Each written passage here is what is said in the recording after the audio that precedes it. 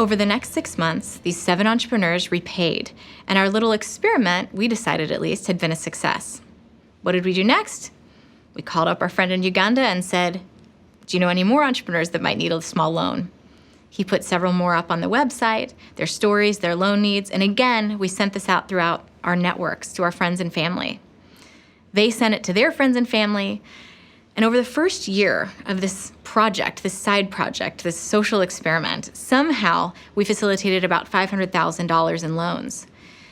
The next year, the total was up to $15 million, the following year, $40 million, and on, and about 10 years in, when I'm talking to you right now, filming this course, Kiva is just around $750 million in loans, $25 at a time, from individuals just like yourself, all over the world.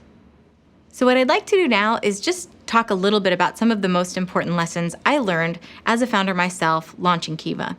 First, I'd recommend trying to articulate clearly the assumptions that you have going into your launch and think very carefully about what you want to prove, what you want to learn. With Kiva, people everywhere were excited to lend $25 at a time for free if it was going to be used to empower another person and improve their lives. But that's one of the big assumptions that we tested at the beginning.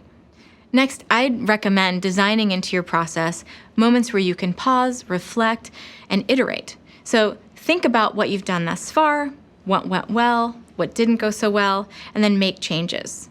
At Kiva, we did rounds of loans, a handful of loans at a time in the very, very beginning, and that allowed us a chance to stop, look at what worked, look at what could be improved, make those adjustments, and keep going.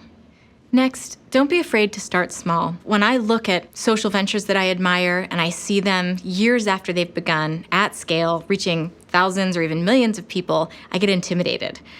I remember at the beginning of Kiva feeling a little bit cautious, a little bit embarrassed about our tiny pilot round of loans, 7 people, a few $1,000s, but it was enough to begin. It was enough to start learning. So be confident and don't worry if you feel like you're starting in a very small way. Don't be afraid to hear feedback, all of it. In fact, be especially open to criticism. People's questions or different points of view will actually help your idea get stronger. Take the time to think about your core values and to draft a mission statement.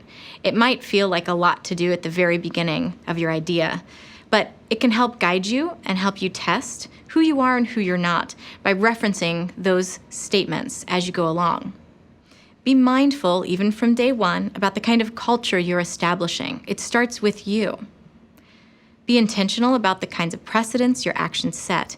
Everything you do in the beginning as a founder will inform others' expectations, influence their own patterns of behavior, and help communicate what your values really mean. And remember, every day is its own new beginning. Ask specific people for specific things. It might seem more efficient to just send an email blast to everybody that you know saying, "Hey, check out my new venture, come support me." But you'll get very different results if you think carefully about who might be best to provide, say, the tweet that will spread the word about what you're doing, or a little bit of startup capital, or some time volunteering.